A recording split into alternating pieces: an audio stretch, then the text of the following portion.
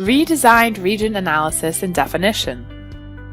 ZW3D 2019 provides new mold parting wizard. During the region definition, it allows designers to define multi-region besides core and cavity, and the region attribute is more stable for regeneration. Region analysis can calculate cavities and core regions approximately. Highlighted loops can help users know where they need to add patches or parting faces clearly. In region definition, more than 2 regions can be defined.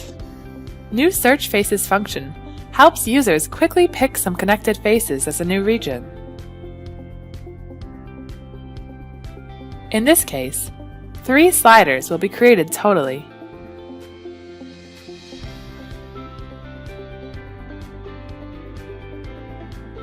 Name, color, and translucency of region can also be set.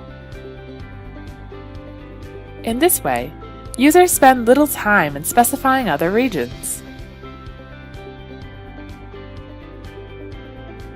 Regions and parting lines are optional for generation. With new region tools, ZW3D is more adaptable in more mold design cases.